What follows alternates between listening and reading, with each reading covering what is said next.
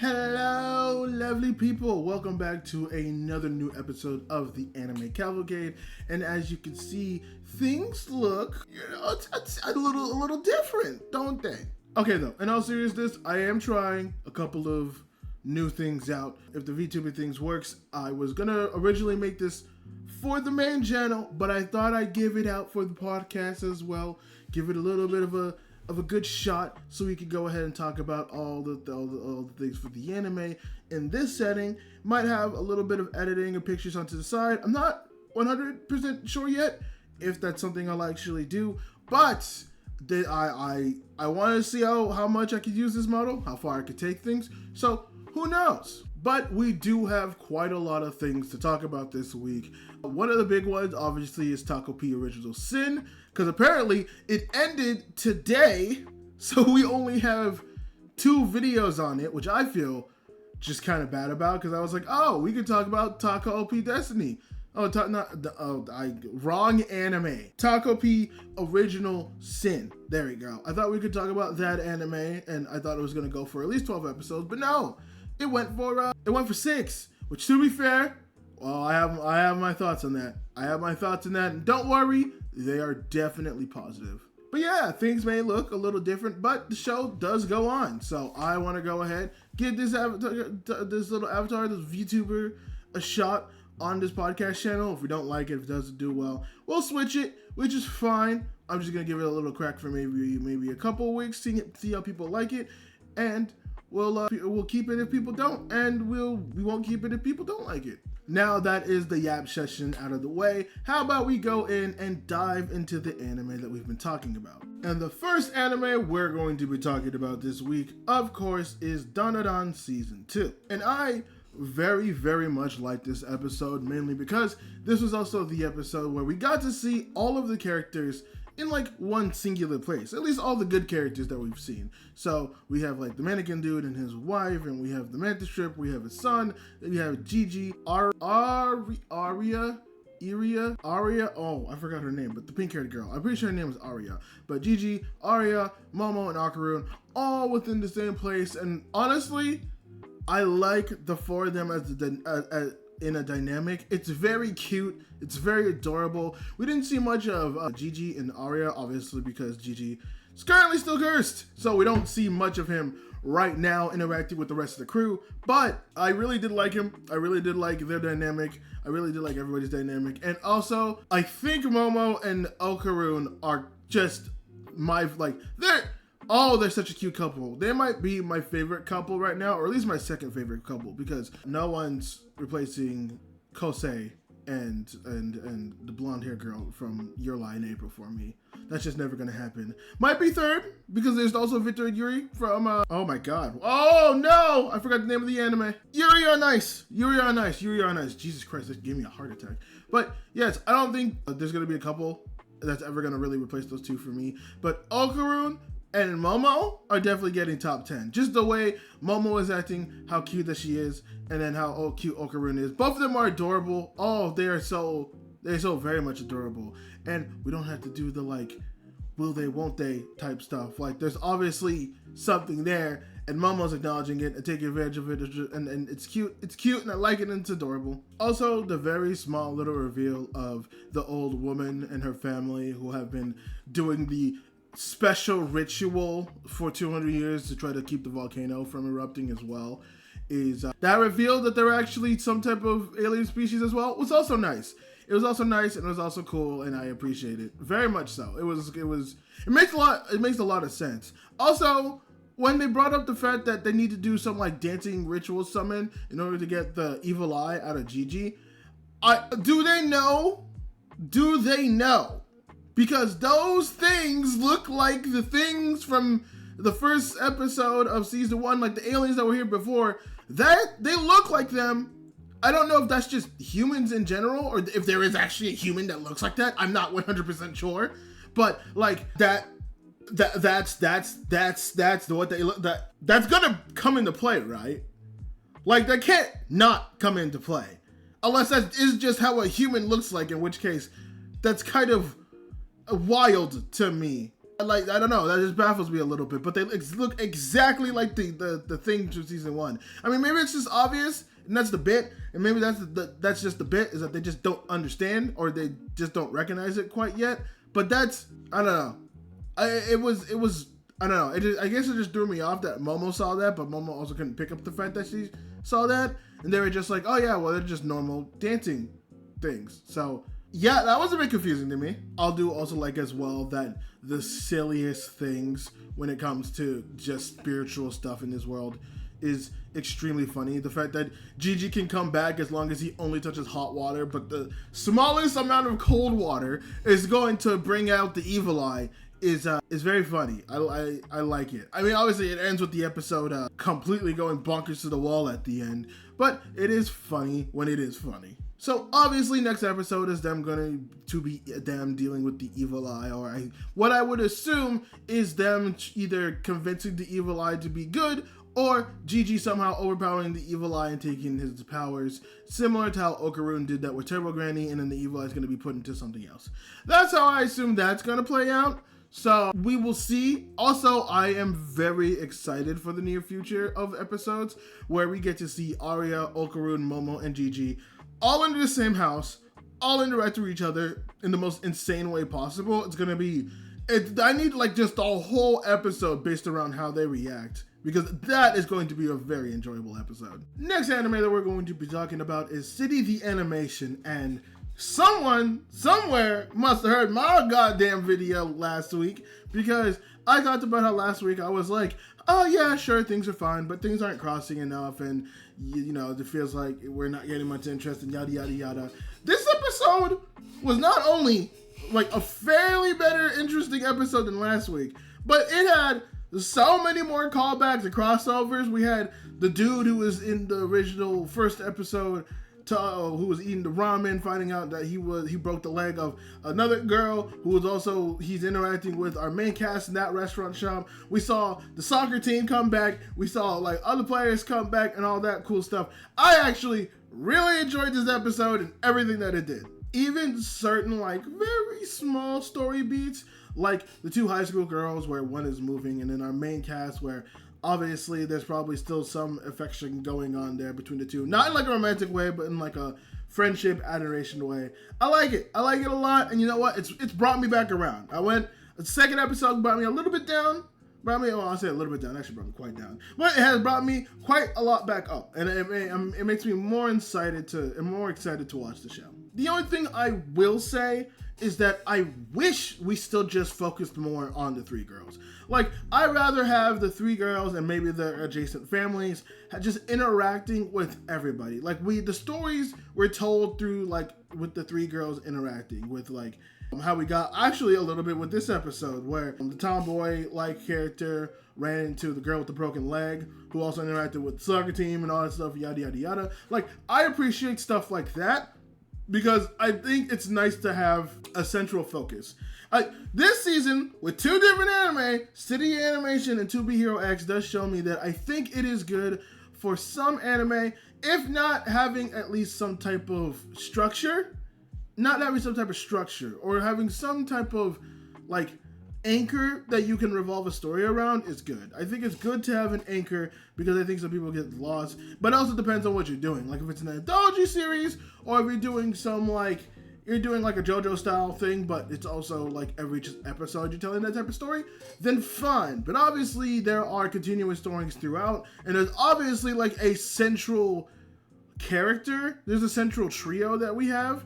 So I still would appreciate it if it's centered around them. Kind of like the author's previous work, Nichicho, which I made up. I made sure to look that up. But yeah, Nichicho felt like it centered around at least the girls that we followed mainly in that show. I do think things were maybe a tad bit more hectic there, but I wish City the Animation did that exact same thing. It doesn't really, but I'm still enjoying it regardless. And of course, the animation is also as good as well, which I need to look what studio does the animation to this, because both Nichijo and City the Animation both have just stunning visuals despite not being like the typical traditional anime look that it has. And I wish they did more in that sense. I don't know if it's just because of the way the author has it. The author has like a big hand on how they depict their worlds. But I would love to see just more of this animation style in other anime in general, because it's plain and it's simple, but it's also like really fluid and really clean and really crisp.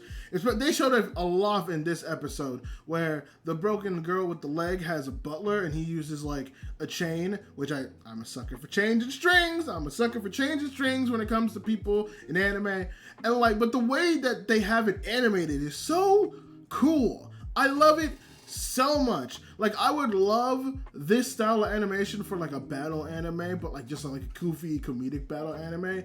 I need that. I need that in my life because I think it'd be fun. I think it'd be cool. But yeah, not much else to say. It doesn't seem like we're gonna have some type of continuous through line, because Tomboy of the trio got kidnapped, but it's by the girl with the broken leg and her butler, so I assume it's not going to be anything like too serious or whatnot. So that will come into play, but honestly, other than that, yeah, nothing else to really much report for City of the Animation. City of the Animation is City of the Animation. That's the difficulty with the stories like these. Like, yeah, we could, break down like the good stuff and whatnot, because there are various stories, but like, there's not much to go off of, honestly. Like, Next on our long list of anime, we have Takopi's Original Sin, which is the final episode, and the anime ends today as of recording. And oh my god,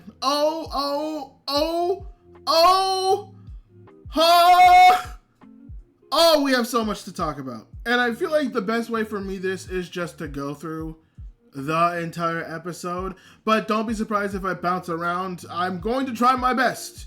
And I usually don't go through like the whole synopsis, because that just takes too long, and this podcast would be 3 hours. But for this, I feel like I have to, because there's a lot to talk about. There is a very, very lot amount to talk about.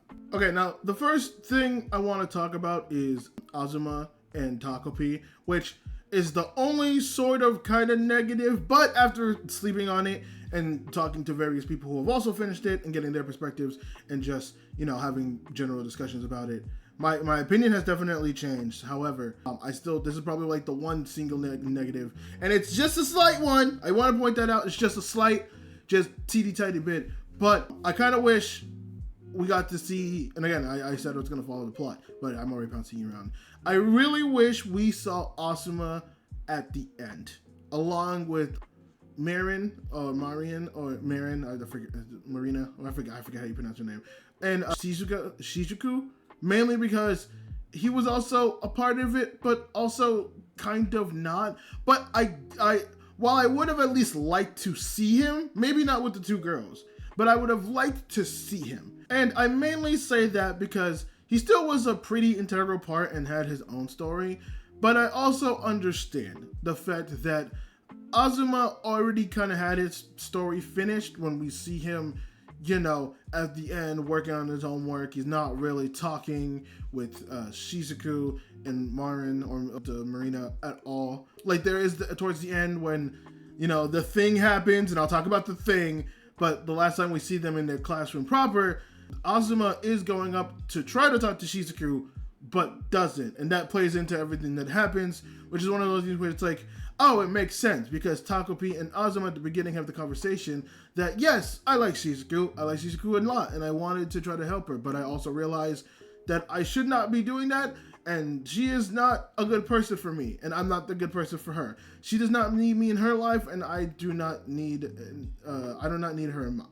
And I think that's going to benefit both of us in the end, and honestly, kind of a W take. And that's because there are just some people that you want in your life. There are some people that you are going to want to have attached and go through journeys, but at the end of the day, not everyone can come by.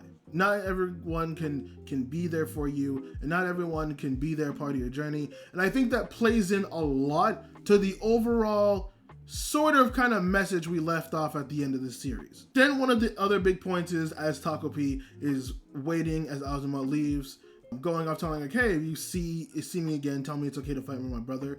But Takopi waits a very long time as Shizuku comes back, and they have their whole conversation, which I saw the clippings and I'm like, oh no, she took the two girls, which I think it was like Utaku's Barrett who had the same reaction I had, where it was like, oh, he went and took the two girls. Oh, what's she doing? Are we gonna find them dead? But they're fine, and that makes me happy. That makes me happy that both of the girls are safe. But when Shizuku and Takopi have their confrontation, Shizuku basically tries to do what she did back into the city, which is, destroy her. And it's just the speech she gives of, what else am I supposed to do?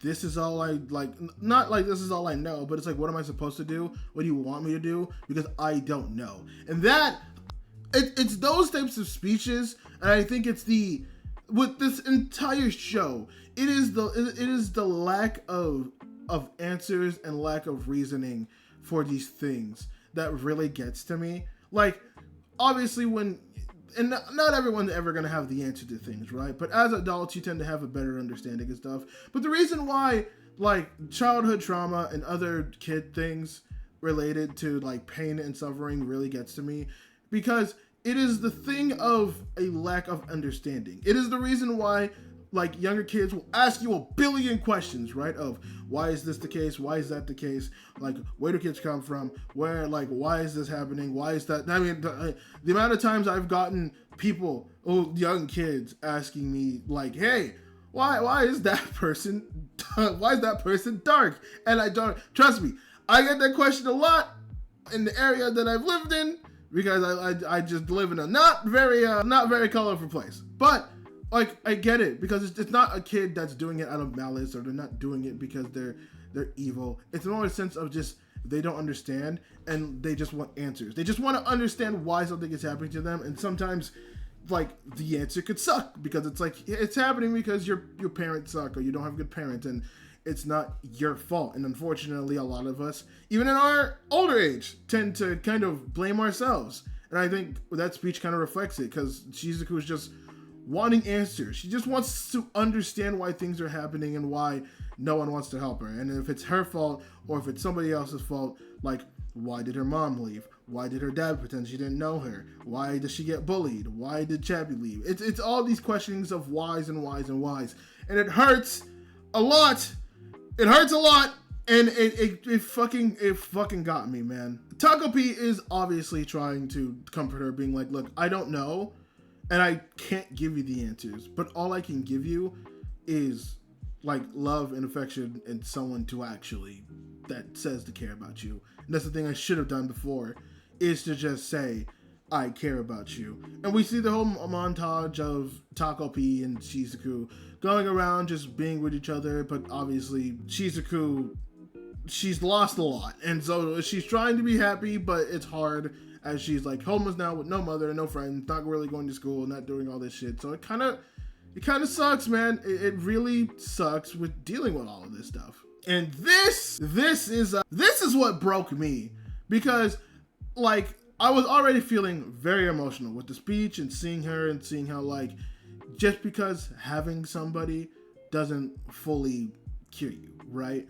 So, I'm getting, if I sound like I'm crying, thank God I did the Vtuber thing, so you don't have to see me ugly crying. Thank God.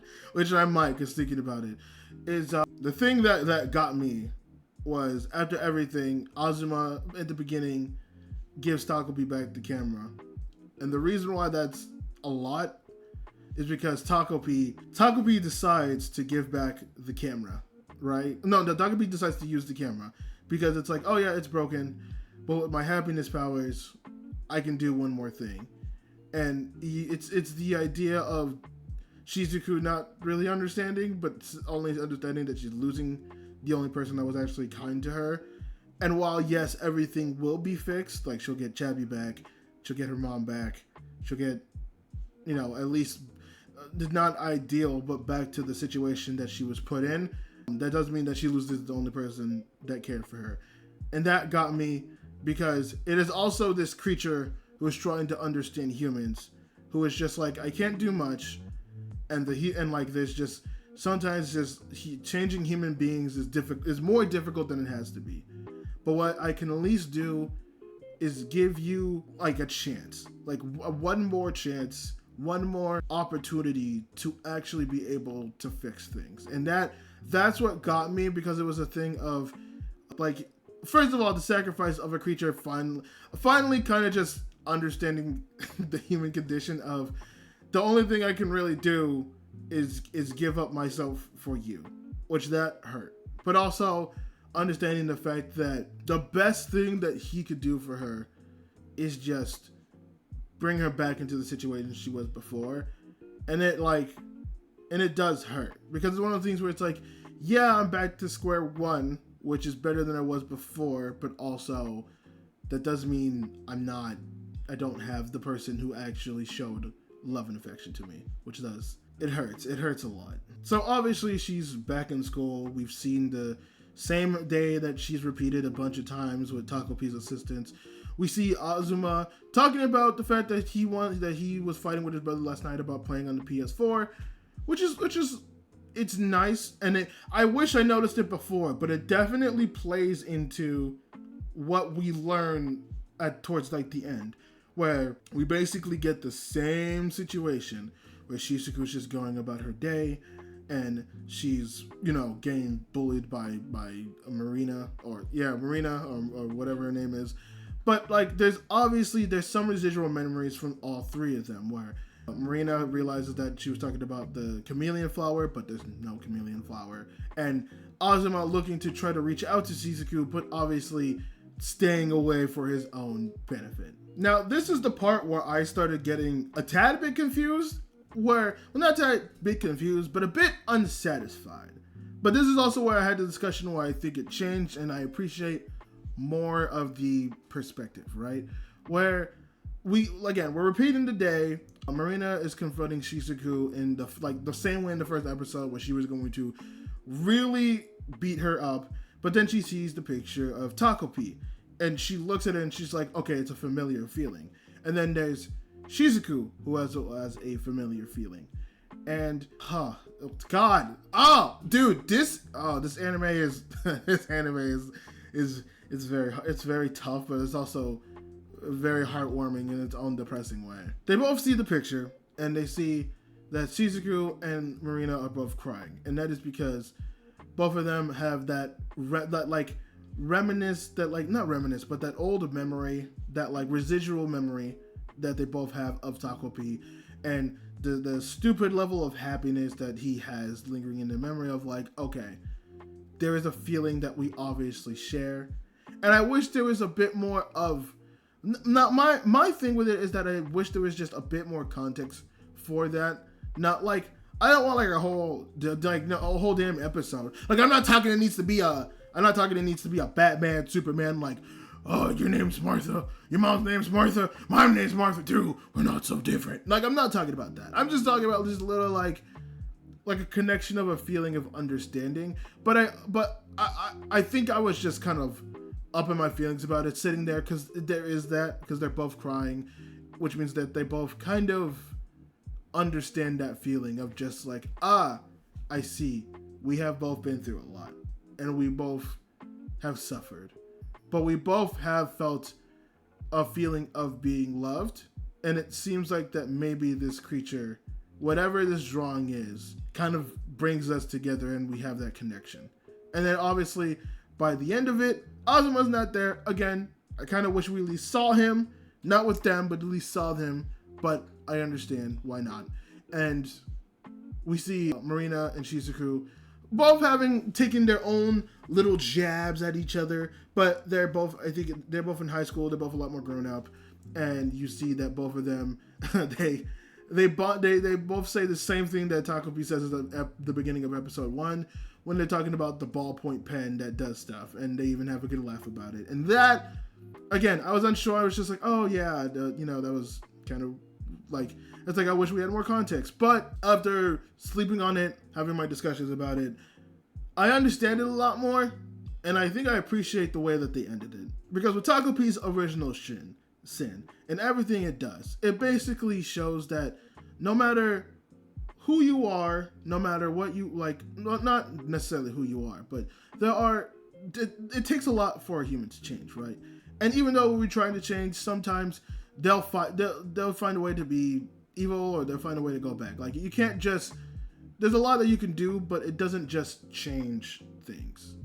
I don't know if that makes sense. I don't know if I'm making sense of it at all. I think really what I'm trying to get at is that humans are complex creatures, right? But we're also kind of simple at the same time. We can do all of these things to try to fix whatever path that we're on, and sometimes it never works, and it can make things even worse. But there are also small things in terms of emotions, in terms of looking at each other and confronting situations that just help us bond, even if it's like two separate enemies. Sometimes it could be something simple like a picture that makes you feel happy, or sometimes it's just a conversation. And I think this is more obvious, and I'm thinking about this just now. It is more obvious because Azuma has that with his brother, where he doesn't have anyone that like he really was able to get acknowledgement from, and he didn't feel like he felt like he was fighting the world. And the reason why Azuma is different from Shizuku and Marina is because he has that within his brother. He has his brother tell him that it's okay to cry, it's okay to go, I'm your support, and I'm going to help you. And Shizuka and Marina didn't have that. But they do share that connection of, we want that. We want that, and we had that, and we had that feeling. So it's one of those things where it's like, oh, just trying to understand somebody for who they are can go a very, very long way. And you don't need like elaborate things either. You just need to be understanding. And even then, though, not everything's going to be fixed. And that's the big thing for this, where at the end, which I got this pointed out to me as well, Marina still has her scar.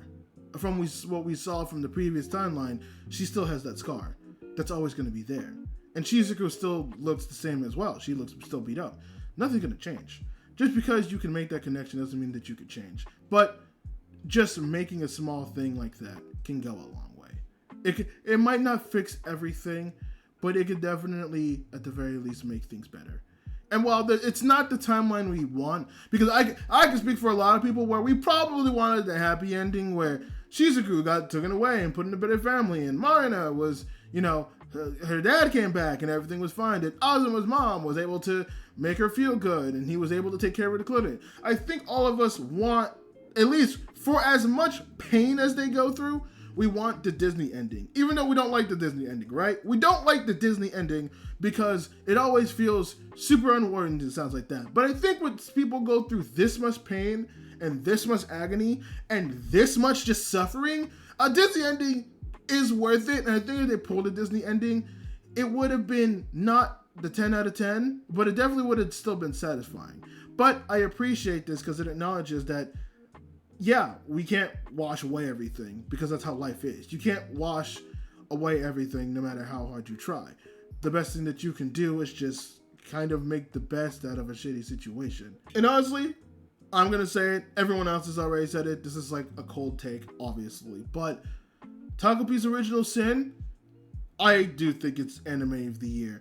I was originally giving that to either Solo Leveling or No Lu Generic Romance, but how can I when Takopi's Original Sin exists, right? It's hard to compare the two. Like, yes, Solo Leveling is raw and it does a lot of good things. I'm making a video on that. And I'm also making a video on No Lu Generic Romance and how that's great. And it addresses its own things with identity crisis and trying to be your own self and being held back by trauma. But this does it in a way that is harsh.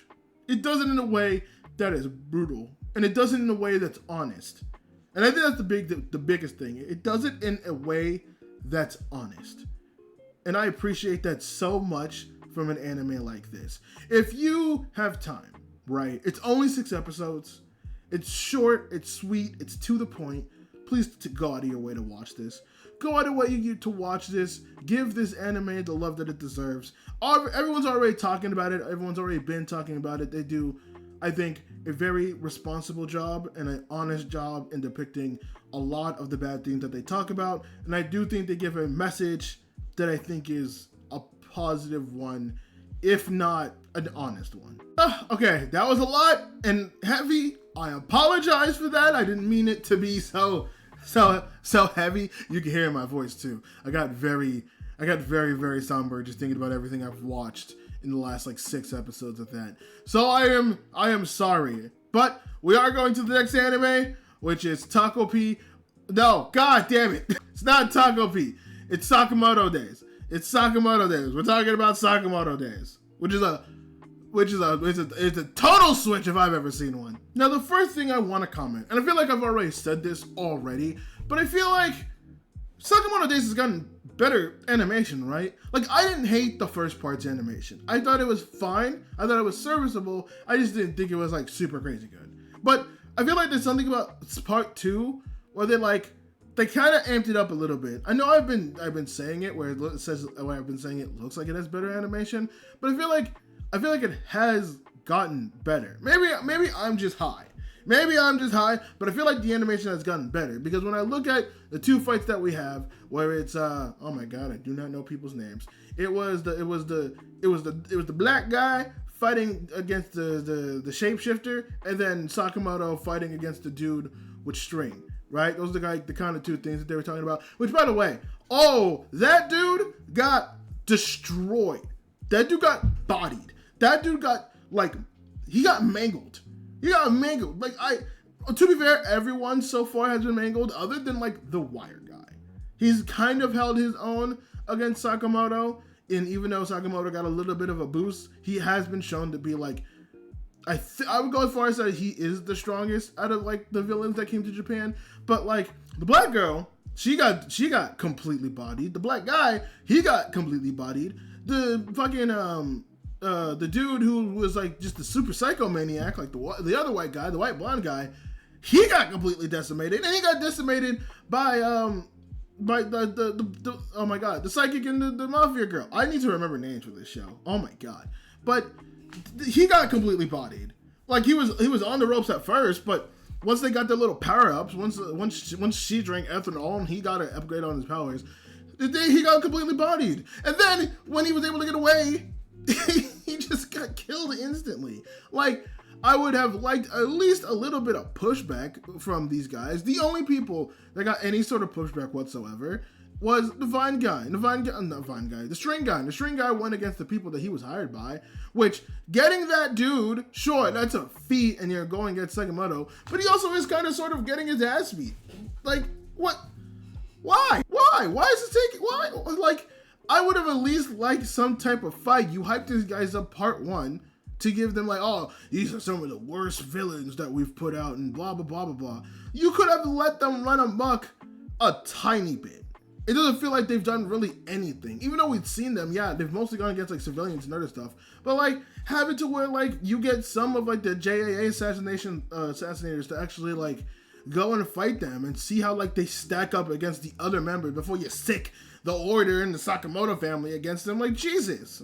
And that's the thing too. I don't even hate the fact that it's really, I don't even hate the fact that it's happening because it's still fun and they're doing it in a fun way. I just wish we got a little bit more substance, because now it just feels like this whole arc that we've had. I thought this was going to be a situation where it's it's going to at least be half the arc. And to be fair, part 1 for Sakamoto was 11 episodes. So technically it was half. But these guys that were hyped up as some of the best serial killers are now just chumps.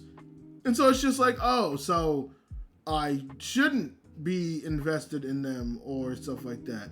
It is still enjoyable as a fight shown in anime, but it kind of gets removed all of the suspense when it's just oh yeah, Sakamoto got an upgrade, so there's no reason to worry about him, and his crew got an upgrade, so there's no reason to deal with him, and the entire Order are also just cracked as shit, so there's not really a reason to deal with them. So it's okay, well, what do I have to worry about then? If everyone's just beating everybody, there's not really a reason to worry now, is there?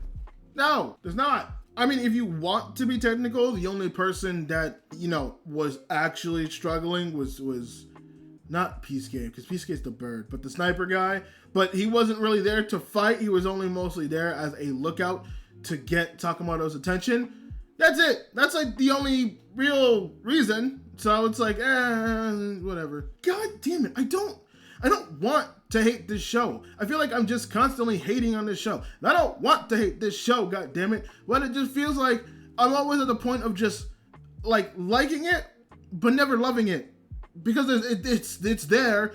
There is something there, because when I watch it, I don't feel like I've wasted my time. But I always feel like I leave there being you could have given me more. You could have given me more of something. But I'm always left wanting more. I'm never upset, but it's kind of yeah, that was fine. You could have done a lot more though, but it was fine. And that's even worse when we have anime that is coming out, like Dandadan, like Gachiakuta, like Kaiju number 8, where this is like the same batch of manga that they were fighting in the Shonen Jump weekly series and in just Shonen Jump in general.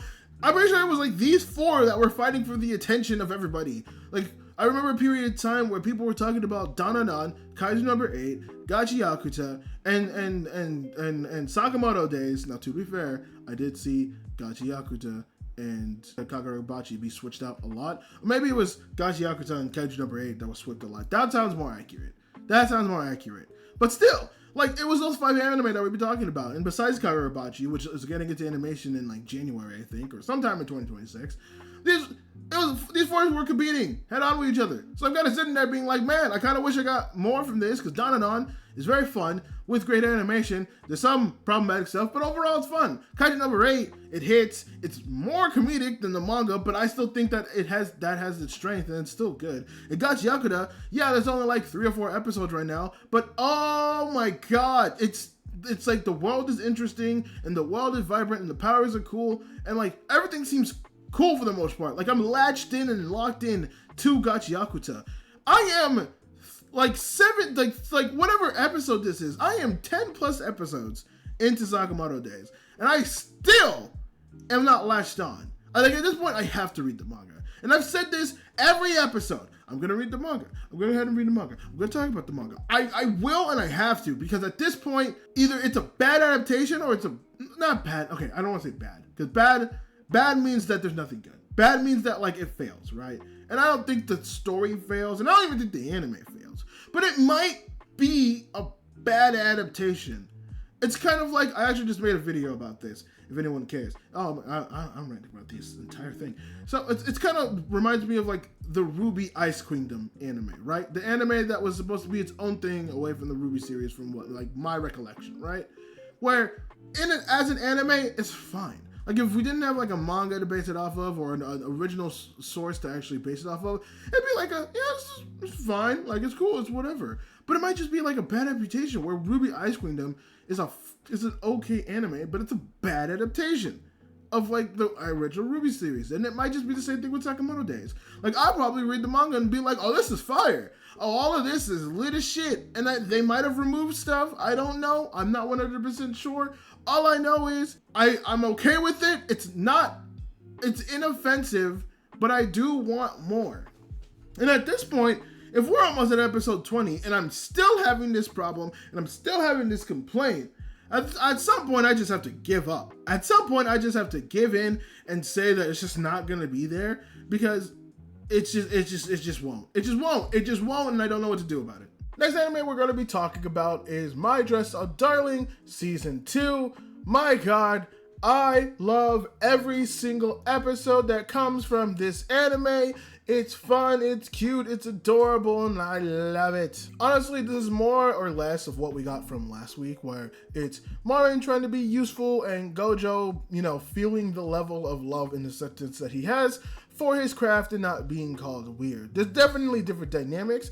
Marin wanted to make Gojo a bento, and after her last escapade from season 1 of cooking, we see that, like, he should be kind of worried, and he is. But it is actually super cute. Honestly, their interactions this season are so goddamn cute. Okay, I know I said before earlier in this video that Okarun and Momo were potentially like top 3 couples for me, but I might have to bump them down because I keep forgetting how fucking cute and adorable Gojo and Marin are. Like, that first initial point where you see Marin bring out the first bento and it's just like a spam ball, which I guess that's what they call it. I mean, the translation might be weird because they called it. I'm low-key having like a Pokemon like jelly donut moment, but it looked like just spam musubi.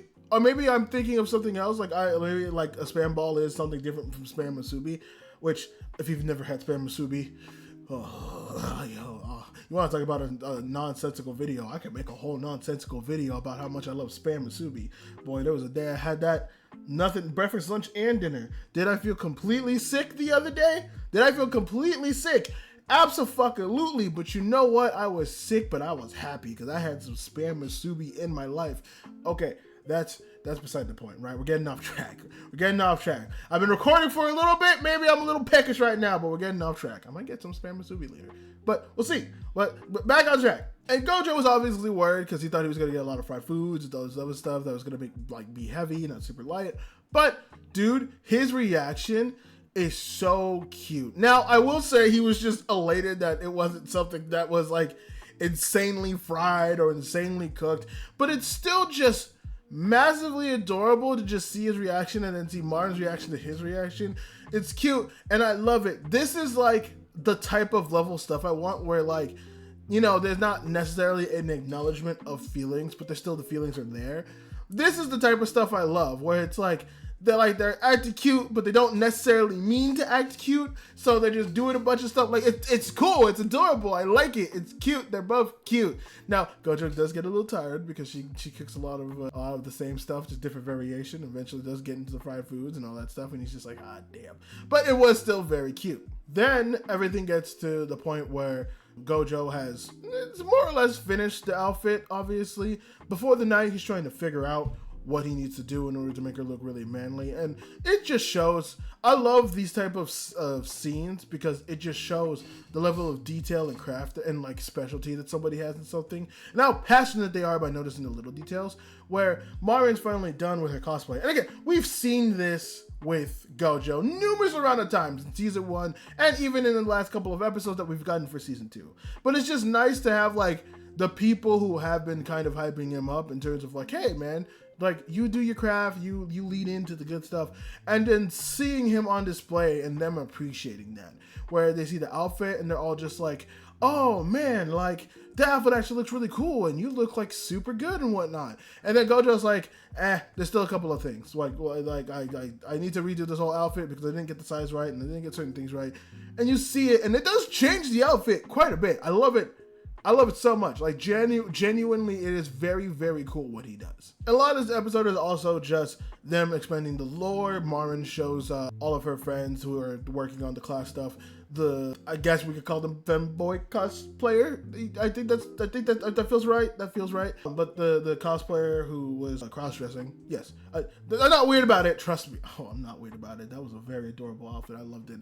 I was just wondering. I couldn't remember if they still identified as well or not. So I was quite a bit confused. But yeah, no, she shows them off, and obviously he like, oh no, they do, because in this episode it mentions that it's a guy. Oh God. Okay. Sorry. Holy shit. Okay. Anyways, yes, Marin does go ahead and show them. One of the boys is like, oh yeah, introduce me to her, but she's a college student.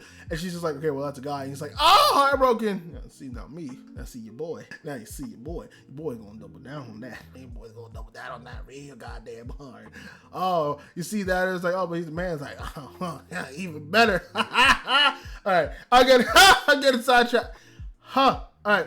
Back on topic. A lot of side tangents for this part. But we are adding on to the fact of Gojo going ahead and asking for more help. And even though it's still a small thing, him asking help for the cosplay in order to display the manliness better of how to stand and do all that stuff with the dude who was freaking out about the college student.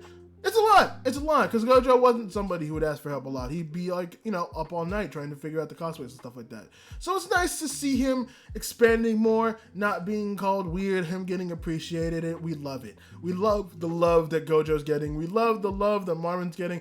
And I love the fact that Marin acknowledges how much Gojo does for him. For her, and she's just like, well, I want to help in every way, shape, or form. And even when they leave and she tries to fix the button and the button doesn't, it's not on there, she's like, no, I'll leave it, I'll fix it for myself. It's the appreciation, it's the attempt of, I want to do something and I want to help and I want to be good. And Gojo understands. It's like, I know you want to help, it's fine, but I appreciate it. I appreciate you a lot, and I appreciate your willingness to. That goes a long way nowadays, right? Where you don't even necessarily to help, but the willingness to want to help is definitely comforting. And it makes you want to do it even more because you see this person who acknowledges your passion, wants to help with your passion, even if it's for them. And even if they can't really, just knowing that they support you in that way and understand how much you put in and want to be a part of that, that would motivate me so much. And I think, and obviously that's the same for Gojo, which is why I love this pairing so much.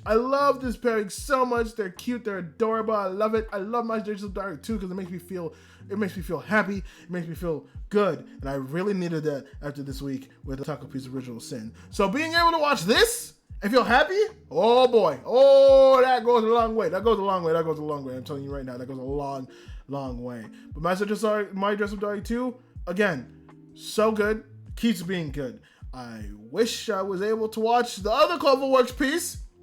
Thanks for that, Netflix. But regardless, I have My Dress Up Darling, and I'm happy. Next anime we're going to be talking about is Shield Hero Season 4, and yeah, this is kind of what I expected for the most part, that this episode was just going to be the fight episode. That's mostly what was going to happen. And next episode will also probably be like that as well. But my kind of big thing, and my kind of big gripe with this is, I feel as if the animation did not hit as hard as it did last season. Because, like, obviously, of course, right? I predicted that this season was going to be more on, like, the politics side of stuff. And, like, I was mostly right for the most part, at least for the first 3 episodes. But obviously, it's Shield Hero. I don't expect there to not be any fighting. And this was kind of like one of the fight episodes. But off of the season 3 experience I have, there was some really good animation moments. Like, I remember I think there was a particular one with Raftalia and some other, I think it was like a clown like thing. I don't know. Whatever that like hero was, it lives at the village that Nafumi runs.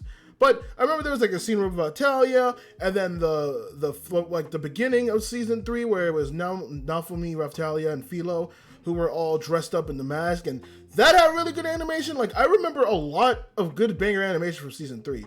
So going into season 4, I expected there to be some, and I feel like there was one in the beginning. But when it came to this fight with Atla and her brother and Jalvis and whatever random person he brought, it didn't feel like that. Like, it wasn't bad animation, but it wasn't the animation that I was expecting for, which, again, I wasn't like put off by it. I was just kind of surprised. I'm more surprised given the fact that we are in season 3 and season 4. And I was kind of just a little baffled by the switch, being so deep into an anime. And to be fair, in the anime community, being in your 4th season, that is kind of deep.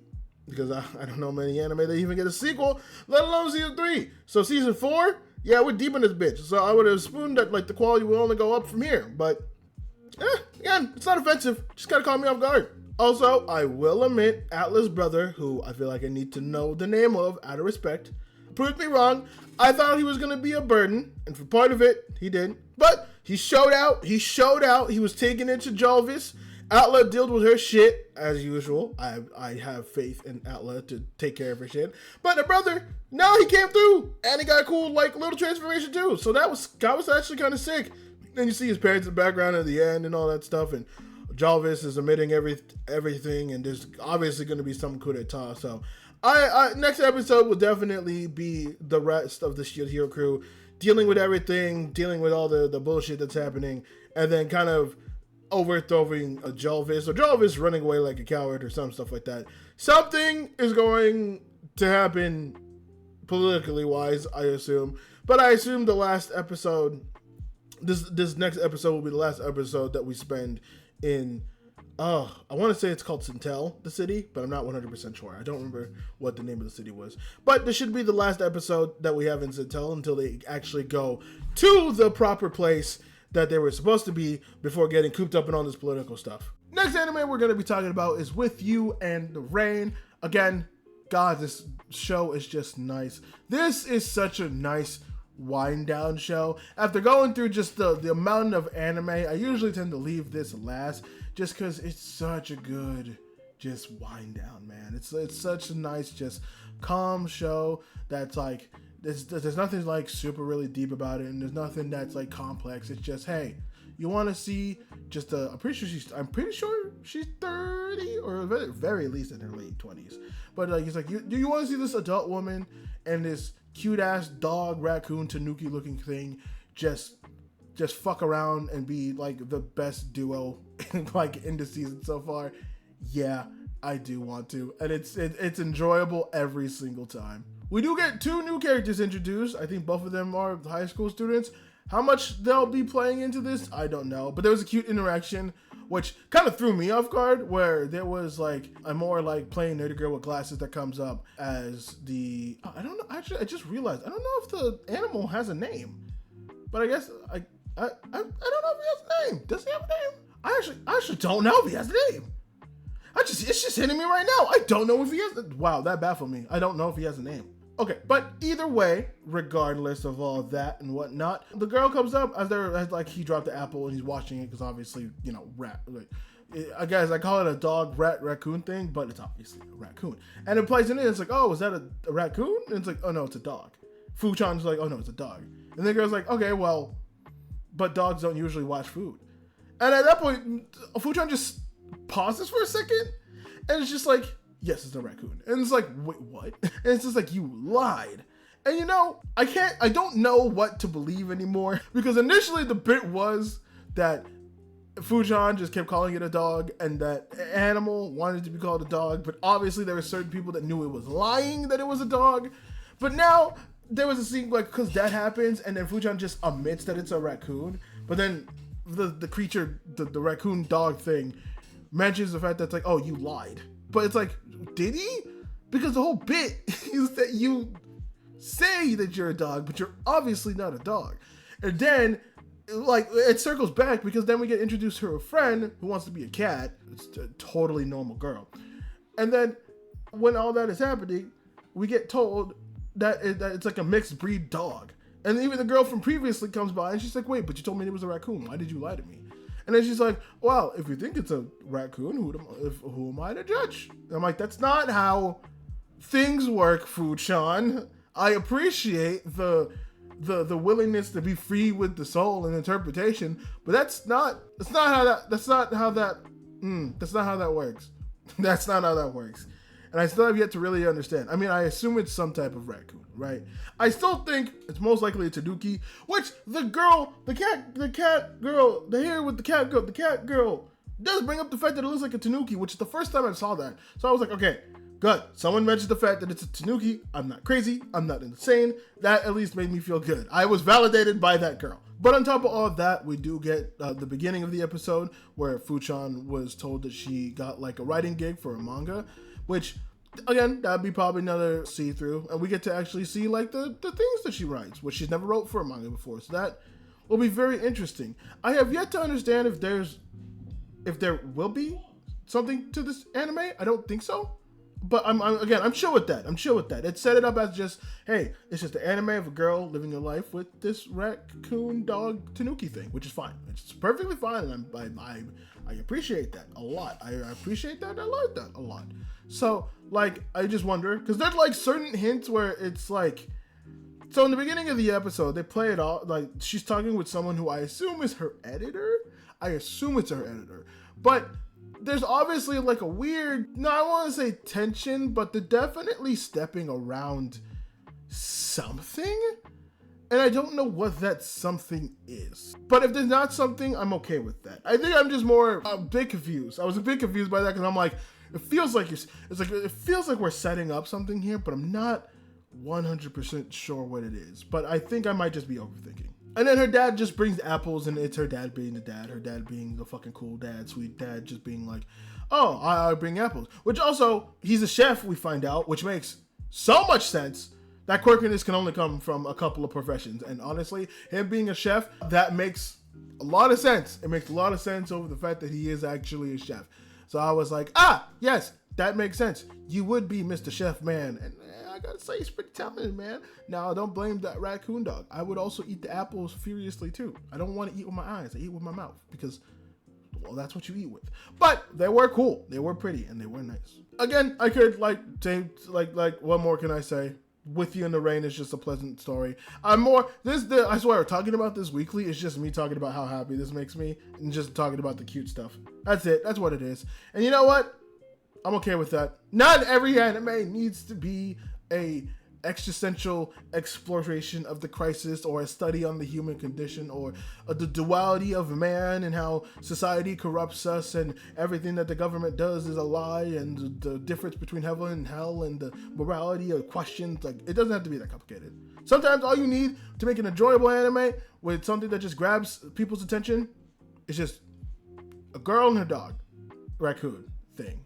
And that is what this anime is. Next up on the docket of anime, we have Kaiju number 8, episode 3. Episode 3, pretty sure. Whichever though it is. The most recent episode. I'm pretty sure it's episode 3.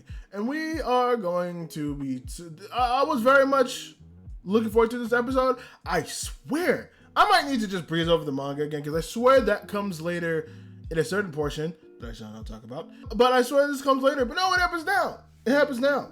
And I actually kind of appreciated them doing this. It was definitely, I'm happy about the way they did it. There we go. I'm happy about the way they did it. And that is the fact that Shinomiya we got a little bit of her backstory and what she found out. And the whole thing with the backstory is that her mom was not only part of the defense force going against the kaiju, but she was also going, and she has like one of the strong weapons. How like there are numbered kaijus. I'm pretty sure there's like 7 weapons, because 1 through 7, and then there's kaiju number 8 where it's kaiju number 8. But her mom had the strongest weapon, which is 4, which I mean you see it already, so I don't mind like completely spoiling it. It's the suit. I'm pretty sure it's either the suit or something, or the weapon or whatever the fuck. But yeah, she has kaiju number 4's weapon, which is obviously cool. But then we get the whole backstory of seeing her and her mom and all that stuff. And I cannot tell if I did feel a little bit emotional, or if it was some residual emotions that I felt all the way, because I was watching Takopi's Original Sin and then went right into this. So I don't know if that's just residual feelings from seeing her cry over her mother passing, which happened when, obviously she was fighting a kaiju, and you see her dad being, very serious, very stern, but also very determined and not wanting to lose his wife and all that stuff. But Shinomiya definitely has that determination. And the rest of Kaiju number 8 has been pretty, I want to say, campy. The manga is definitely a huge tonal shift, and the manga is a lot more serious, and the anime has been a huge tonal shift towards that, where it has comedy, but sometimes it has breaks. I'm glad that they have the wherewithal to not really add comedy on parts that are supposed to be serious. Because that was kind of my big worry, was that they were going to use this and maybe add a little bit of goofy gaffes. Maybe her mother was going to be a bit like goofy and all that stuff, but that didn't happen. And I'm very much happy for it. They kept it, short, sweet, to the point, very simple. There's still more that we have yet to explore on this. I will say that much. I won't say any more. But I'm happy that they at least, we got to at least explore that in a proper tonal way. Also, during this episode, Kafka, he goes through his process of trying to do stuff. Shinomiya and Kafka are working together very nicely, but Kafka still can't transform because, he's having fear, which we realize, which is funny because I don't remember him saying the stuff in previous episodes of like, oh, I gotten over my worry, where he literally says, oh, I gotten over my worry, and I've gotten over like my fears. So what is it? And then he says, oh, I see, it's fear. It's like, brother, you just said you got over it. You obviously didn't get over it. So why are you saying no? Whatever. Either way, I wish we spent more time in this. I feel like the manga spends more time dealing with this. Like, I think he has a lot more of a problem. And this is when it comes to the point where we start dealing with the problems of the tonal shift of the anime, where I can get people's complaints, where in the manga, Kafka's fear is way more pronounced, where he's a lot more worried, it's a lot more focused on, it's a lot more intense, where it's like, oh, he might not actually be able to. But here, it's not treated like that at all.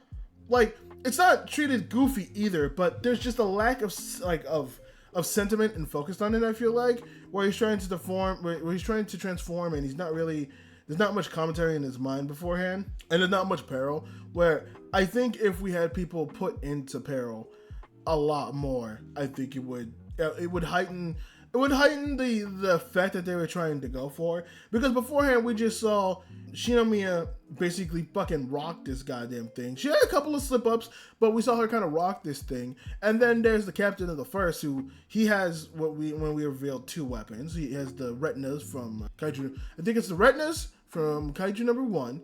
And I think the weapon he has is from Kaiju number 7. Kaiju number 6. Ow, I bit my tongue. Ow. But yeah, it was one of those. He has like those weapons, right?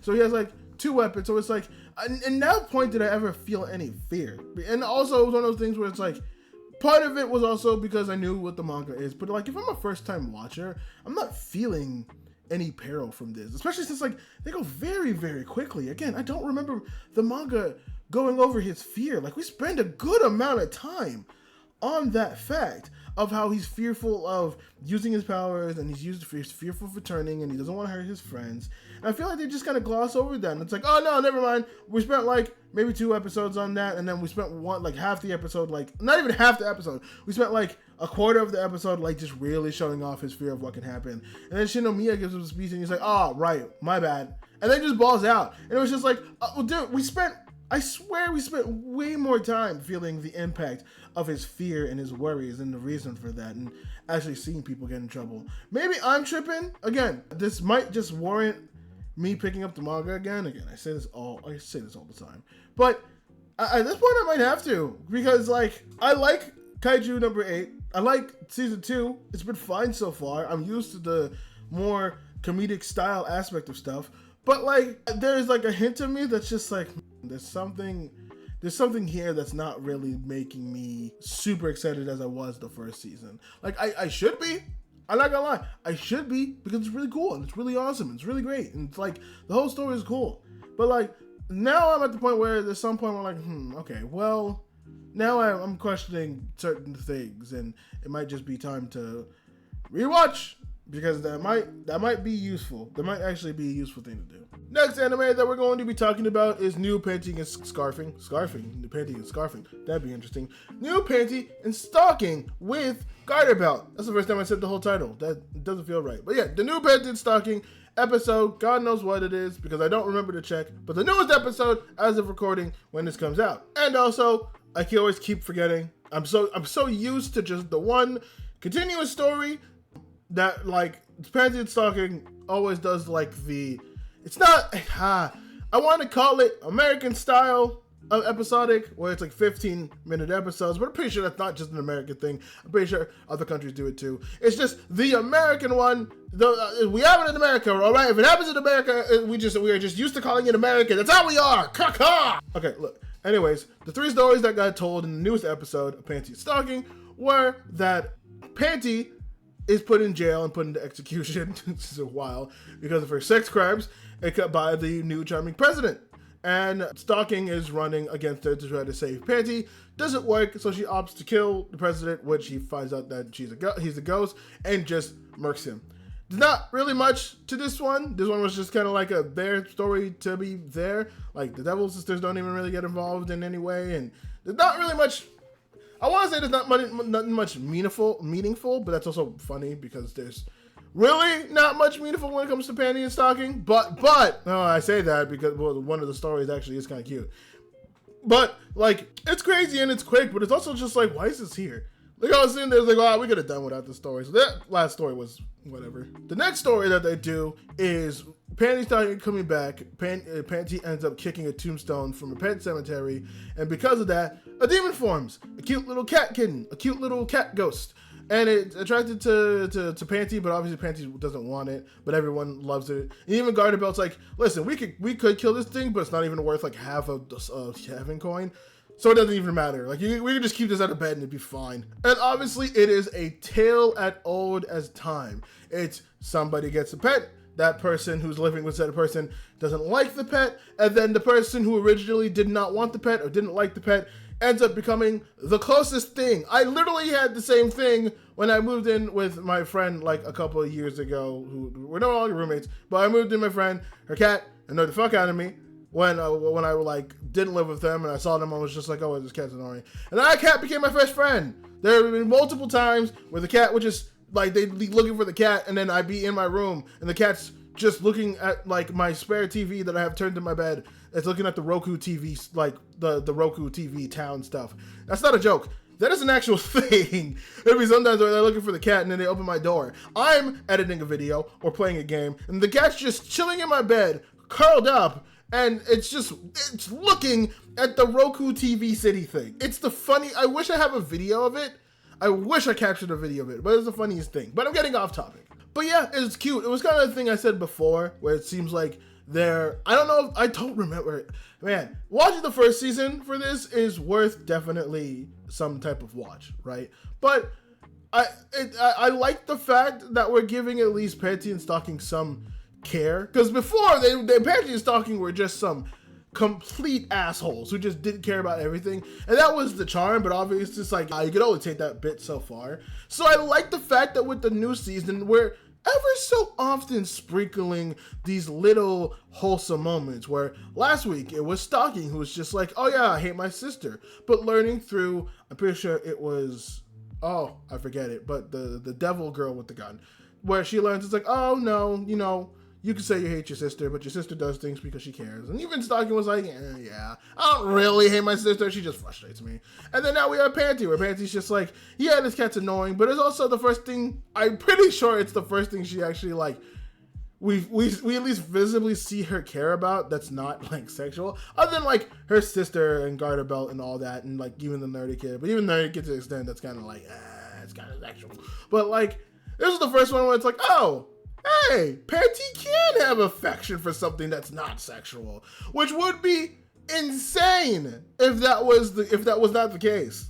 If, like, you know, if it turned out they just doubled down, it was like, bro, oh wow.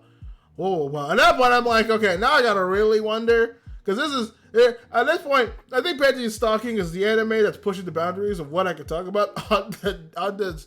Remember, yes, this has a channel, but this also goes on a network that I work for, people. So this is I'm pushing the line. We're talking about Panty and Stocking sometimes, and it shows some very, very provocative things. But I think it is worth talking about because Panty and Stocking has such a cult following, and I'm one of the cults. But even with this episode, I was like, okay, even if Panty hates the animal, that's fine. That's just Panty. If Panty loves the animal, that's cool. We got a little bit of character development. But if Panty does what I think it's doing to the animal, that's not. We can't have that. We can't have that. That would have to be like, okay, well, now it's done. Now it's delving into some shit that I'm not comfortable talking about. But that doesn't happen. We get the wholesome ending, which makes it even better.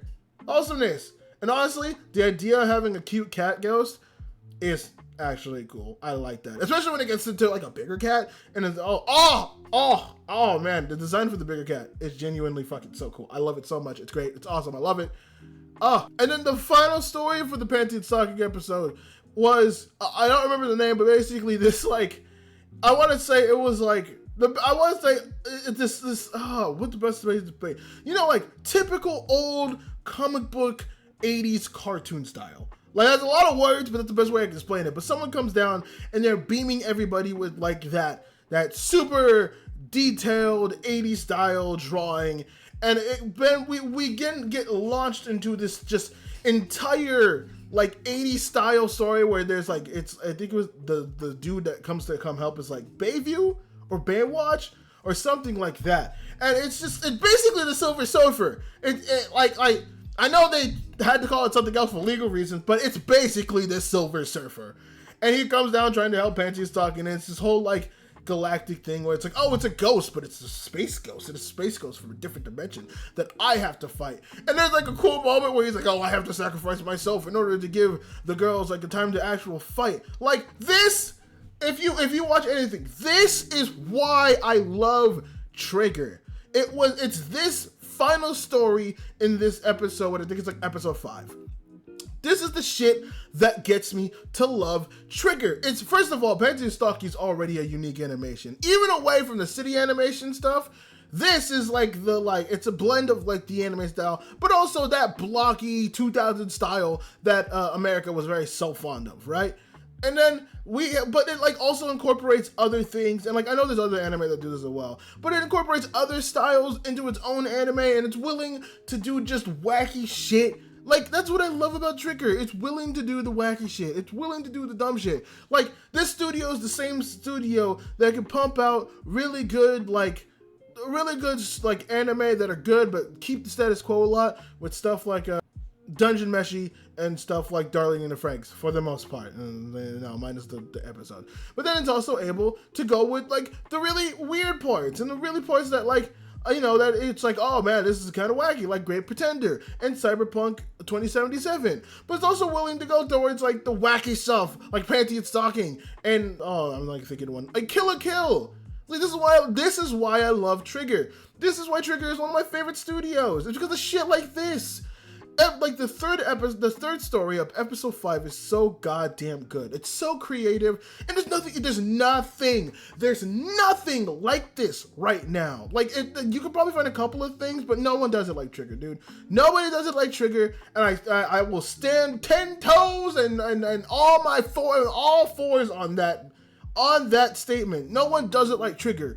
Is it as big as like a Mappa or Toei Animations or Studio Peridot?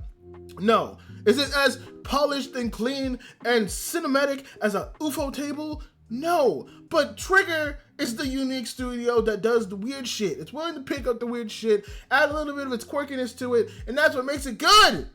I love Trigger Studios so goddamn much. Okay. All right. We need to move on because I swear to God, I can make, again, I say it all the time, I can make a whole video. I need to make a whole video on why I love Trigger so much, because Trigger is cool. But we need to move on. Otherwise, I swear, is that really? Panty and Stalking does not deserve this much time, because it is just a goofy ass show. But, man, it's just how much I love this show and its quirkiness and it's just insanity. It can push the barriers sometimes. I'm not gonna deny the fact that it doesn't. But I love it so much, man. Okay, let's move on. Let's move on before I get sucked into this. Next anime that we are going to talk about is The Summer Hikaru Died. At this point, you can't convince me this isn't like some BL level stuff. And again, I still like it. I still think this is a fantastic anime with characters and writing and animation. It's just that, like, how can you? I guess there's still some probability left to just say it's not. But like with this episode, right, where our main boy is cooking up some fried chicken, and he's like, and Hikaru comes up to him, and he's just like, oh yeah, like, what do you think about it? You seem lost in space, and he's just like, oh yeah, the chicken I was making, that I was breading and seasoning, it just kind of felt like you, and like felt like your inside. And then they end up going into like a classroom where they do it, and obviously there's like a situation where it goes a bit too far, where Hikaru is like clawing up his arm with like his jelly stuffing, and he's just like, you can't do that. You can't make people feel uncomfortable like that. And again, no hate. I love me a good BL Yuri story. I'm okay with both. I myself am one. I don't mind. I love that representation. That makes me feel comfortable. I get to live out my wants and dreams through that. Not with this anime. I just want to make that perfectly clear. But my question is, like, at what point does this just turn to a BL? At what point do we just not throw this into the BL category, right? I get the point, and maybe I'm just being an asshole about it. Maybe I'm not seeing the bigger picture here. But just the choices of words and the choices of noises, the choices of setting, man, like it just feels like that, or like at least at the very least that where they're trying to be close, and I get it, but still, it's just whoa, man, it's just whoa. Oh, was it getting too? It might be getting too dark. Oh shit. Okay, but apart from that, this episode was actually surrounded a little good portion around the little sister, where there is like a hair demon that's tracking her, and we see that, like, we get a hint of like, maybe we understand why she doesn't want to go to school. It's because she's probably getting haunted. So I know they brought up the fact that Hikaru went to go check because main character boy talked to both of his friends about it, and Hikaru was like, oh yeah, I'll come over and I'll check out the situation. And, the dude was just like, you can count me out. But Hikaru does mention, he's like, okay, it makes sense why these spirits are coming after me, but why are they coming after my boy? And I don't think it's him. I do think it's his sister. I think it has something to do with his sister, and also, which will also play into why she doesn't want to go outside, or why she doesn't want to be, why she feels unsafe and stuff like that.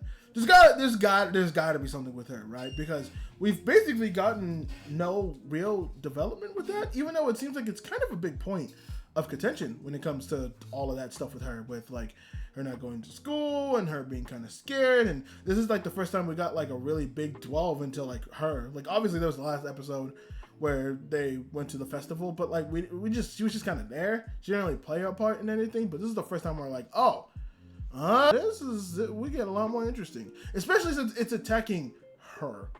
Like the main character boy does mention the fact like, oh, it'd be bad if these spirits start attacking my brother or my mother or my sister, but it already has, and it might have been.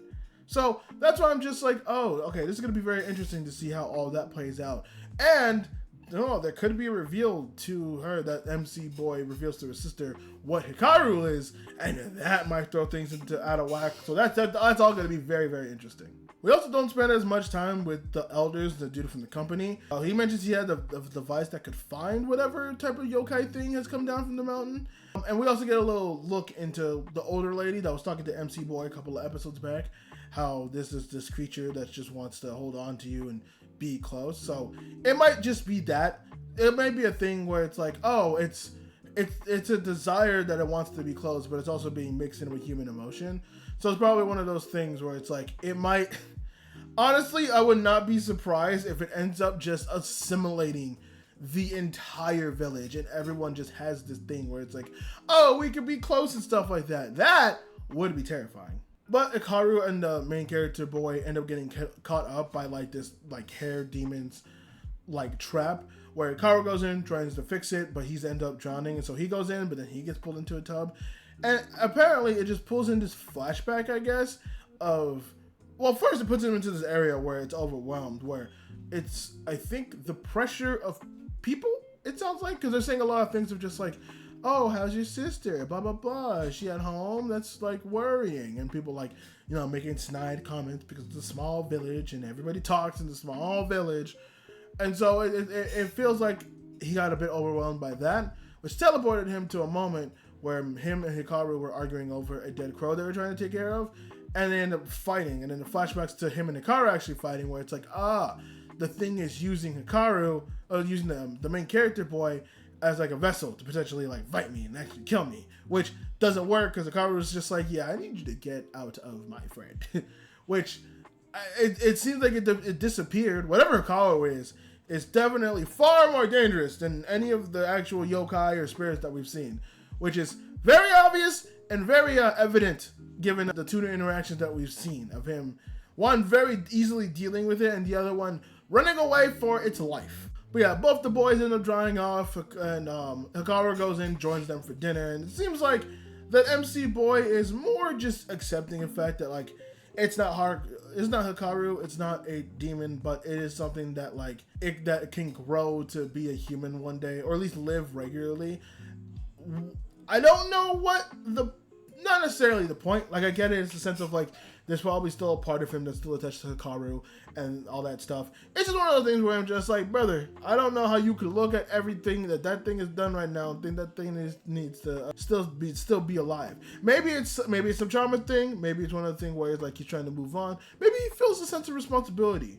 Like, it could be a lot of things. I don't know I honestly don't know what's going through that boy's mind. I wish I did, but I don't. And I don't know if I want to, because that's terrifying. Either way, I am still loving this anime, because this anime is fucking great.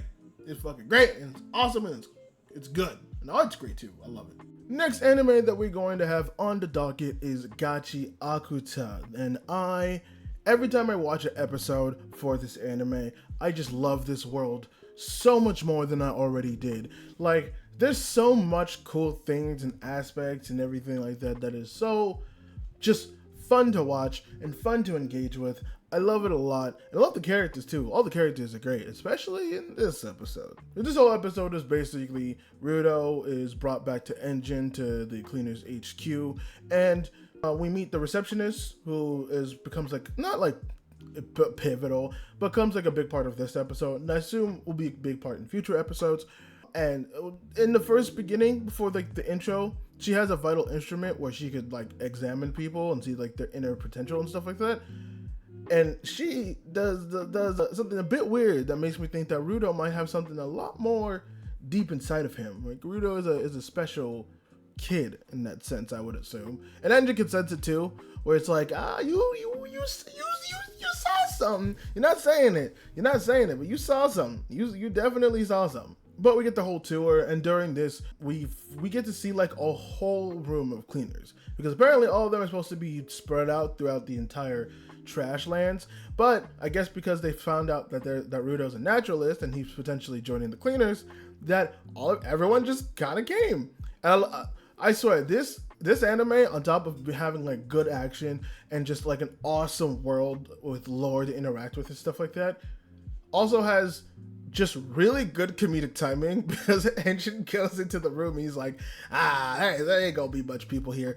And then he opens it and we see a good amount of cleaners. I don't think it's everybody, but I think it's everybody that is somewhat important in a sense, which is a lot of people. It is a lot of people with a lot of varying different character designs, which I really, really love a lot. But Engine just opens it, he sees everybody, closes the door, and he's just like, we can make him wait. And I'm like, so no one thought to just chase after Rudo and Engine? It's like, okay, sure. But when they go talk to the boss, and the boss isn't there, Rudo goes with the redhead girl who he's like, hey, who's been flirting with Rudo since like the last episode. And she's like, hey, you could come with me and we can go ahead and check out the, you could do a little recon mission, a little bit of maintenance mission with us. Which honestly, that's what the second half of the episode is. It's just them doing that. And this is when I was like, dude, I love this world so much, because the vital instruments are cool.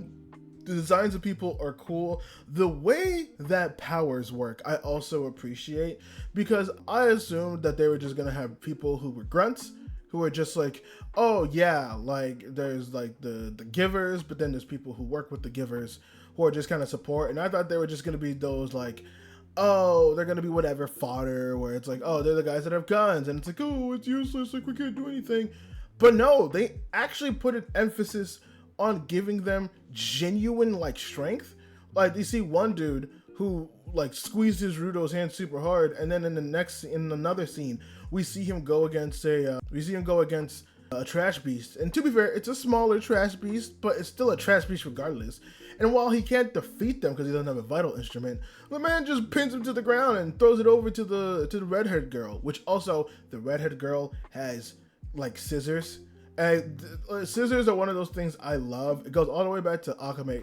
Akame got killed with the purple-haired girl and her being able to use scissors to kill. I even have a sword blade. Scissor weapons are so goddamn cool. So I was happy when she pulled them out, and I'm like, yes, scissors. And it also fits with the theme of her being like so fascinated with hair and stuff like that. And God, imagine that girl saw my locks. Man, she want to play that shit all day. Ha! But this also less is a maintenance mission for Rudo to just get his first taste of what being part of the cleaners is. And I think I like what they're doing with Rudo, where obviously he's a kid with like little manners and little understanding of the world. So a lot of being a part of this world is going to be him just learning how to also actually have a family and be a part of it, yada, yada, yada. I really like this archetype of character a lot. The type of like aggressive mad character that learns to like love himself and love others. Like we kind of got it in Naruto, but Naruto was already kind of a sweet kid to begin with. It was just unforgiving. It was just kind of just like a bullied kid, but he's also trying to be so sweet. But these are kids that were like forsaken by the world, who don't really have a path to go down, or just like would just think that everything is like, you know, it's like, oh, I'm a lone soldier and everything is evil and I have this animosity. But they'll learn to love themselves, and I kind of appreciate that. This is why I was so into Windbreakers last season, because it basically, that's Sakura.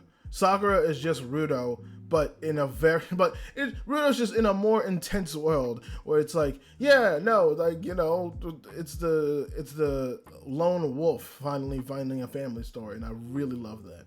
Also, I don't know her name, but yeah, redhead girl with the scissors as a vital weapon. Bro, you know what?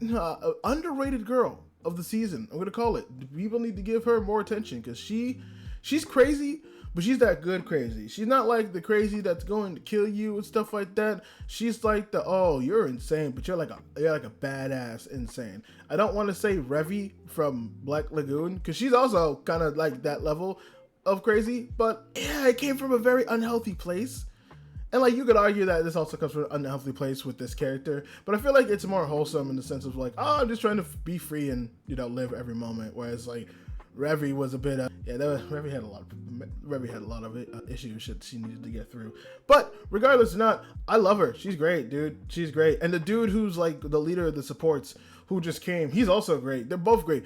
There's so many good characters in here. It's only episode 4 and I'm already in love with this show. And the Beast. I need to talk about the Beast for a second because I love the concept of the Trash Beast. I love the way that they build the Trash Beast. And I love how we get to see them build. My theory of them is that Trash Beasts are formed from people. That's going to be my theory. Because at the end of this, when the red-haired girl's taking care of like the big Trash Beast, she finds out that the reason it was so powerful and the reason she just couldn't kill it at once was the fact that it had a vital weapon.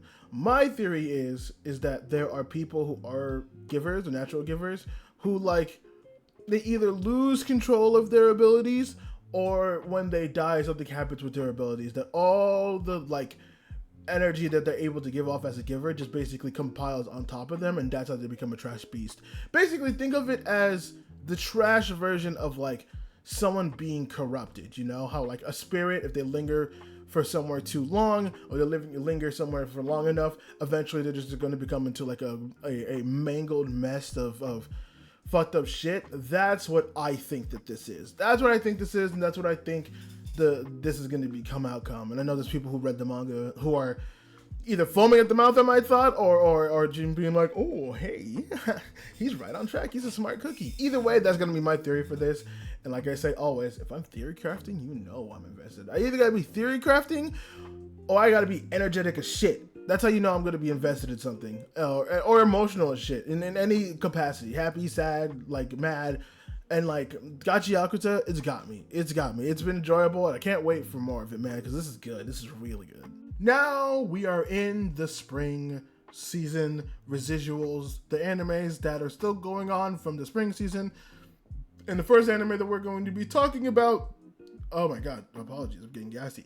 The first anime that we're going to be talking about is in fact Anna Shirley. Oh my god, I keep doing that. Anna Shirley. We're talking about Anna Shirley. And I will say, this also got me not very emotional, but got me close to being to being sad. But it didn't. I just got very emotional. I could feel myself welling up because I was like, oh, I never thought we would get to this point. But I'm glad that we did, and I'm glad that, she got that closure. But we'll get to that when we get to that. But basically, what are we talking about? Well, first of all, I need to go on a little rant here because, did this make me angry? So obviously there are quite a lot of people who are smitten with Anna Shirley, and who wouldn't be? She's grown up to be a fine young lady.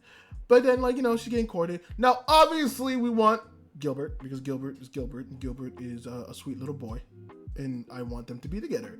But, bro, so there is, if you ever been paying attention, there is a character named Charlie. And Charlie has showed up a couple of times when they first went over there, when it was like Anne and Priscilla and Gilbert and Charlie. Oh my god, I didn't think I'd know these names. I'm gonna be honest with you, there's so many characters in the show, but that shows my level of care. That shows my level of care for this show. And I have not done this in a very, very long time at all. But basically, Anna's going back into her dorm, right?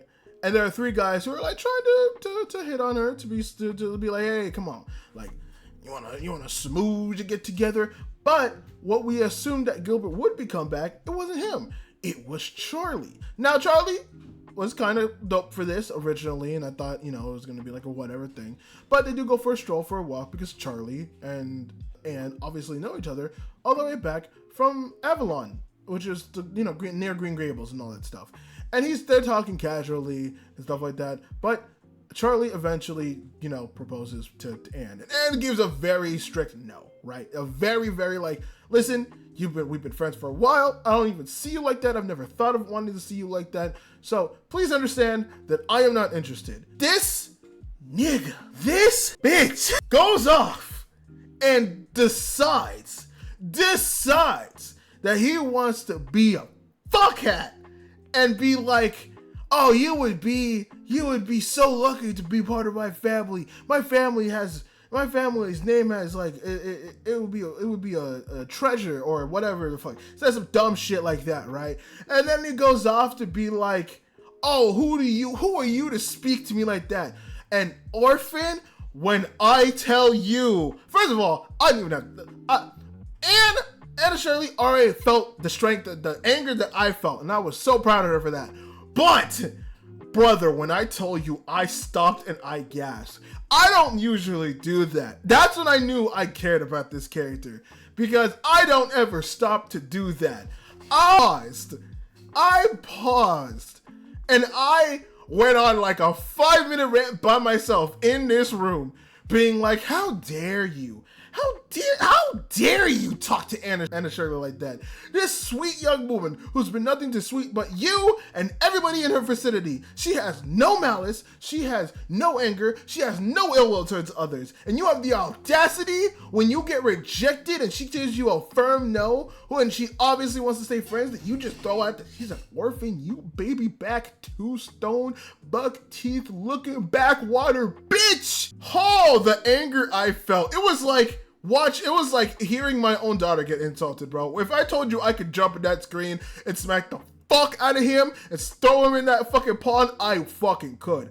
I rarely get this emotional when it comes to characters. Obviously, there's situations like Takopi's original Shin, maybe like other anime where I could cry. I could cry at a character story because it's sad and it's tragic. I don't usually care about characters like that. But brother, oh, there was something. I think it's just the fact that we have followed Anna Shirley throughout her entire life, and her being this like, and I want to point out, I didn't like her at first. I thought she was just an annoying little brat, but watching her grow up and seeing all the effort she's put into wanting to make herself a better life, and her like being able to change the perspective of so many people around her, and her doing what she was able to do. And like, it's like, bro, at this point, I'm gonna be honest. At this point, that's my own daughter. That's my own daughter. That is my daughter, bro. Do not insult her. I don't give a fuck. Oh, I got so angry. I think the last time I ever got that angry, God, when did I ever get this angry? I know I remember getting this angry when it came to Your Lie in April. I think that's the last time I can remember. I know there's been one or two more times, but this is the last time I could remember getting this angry. Oh, and you know what? Eri from My Hero Academia. That's another time I remember getting this angry out of somebody treating somebody this disrespectfully, being this invested in the character. It's like, how dare you? Oh, no. Anya. I think Anya was the last character I felt disinvested in. But it's like, how dare you insult that? Oh, how dare you insult that how dare you insult that sunshine ray of everyone's sanity? You good for nothing, bow-legged, broke-ass bitch. I was so angry. I can't tell you how angry it was. But brother, I paused, and I was like, oh, the audacity on this man, the tenacity and the audacity for you to have that virality. How fucking dare you? And I'm gonna sit here sitting out bars while I fucking hit you with cars. That's how I do it, because you got me so fucking mad that I can hit you hard. Huh? Okay, back to the anime. I just needed to let that out. But Anne deals with it like the perfect lady she is. And she goes back to her dorm talking with Priscilla. And I guess, oh yeah, this is the time I forget somebody's name. But there was the blonde haired girl that went with them that's been like teaching some like in like a backwater country. And not like in like a mean way. They literally say it like genuinely they say it in the anime, like a backwater area. But apparently she's quitting her job and she's going to Redmond with them. So she's like, hey, let's all get a place together. And they go to the Patty's Place stuff. And honestly, it was the most Anne situation where there's like two older women. And they're just like, we were going to sell it. But honestly, we're kind of retracting it. I was going to bring down the sign today. And honestly, like, I just don't think we're going to let the place, like, we're going to rent the place anymore. And she's just, and Anne goes off being like, no, I love it. And then the old woman's like, using that word very loosely, young lady. Like, you're just going to throw that frivolously. Jesus, I can't talk today. And then Anne goes off being like, oh yeah, of course I love this place. And she listed it off, but one of the parts that she brings up is that she loves the fact that this is called Patty's place. And both of the old women are like, oh, thank God, we don't want the name to change and all that stuff. And it was very wholesome. I like that. There was like a nice little bond of like, I see you cherish this place just as much as I do. Like, she picked the right dialogue option, basically. Where she's like, you could see the charm in this place. You are someone who is worthy of living here, my fine fellow. And they knocked off like half the rent for her too, brother. Give me that. I would love to go to a place and be like, oh yeah, it's this much. It's like, brother, I can only give you this much. And then I get half that because they just like me and they appreciate me. Rather, in this economy, you can't even imagine. But the big part of this entire thing, right, is that eventually after going through all that, Anne goes back with, I forget her name, but the lady who they meet in Redmond, then they go back to Bolingbroke, because Bolingbroke is where Anne's from.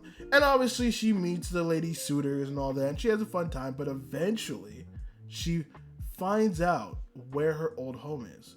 And she has like the Anna Shirley imagination where she's like, oh, there's a place that I remember it where it's like a yellow house that has a lilac fence and it has like honeysuckles and it has a certain type of curtain. And like she's trying to have these memories, but she's like, yeah, but if I go there, it might shatter what I remember and I don't know if I'm ready for that.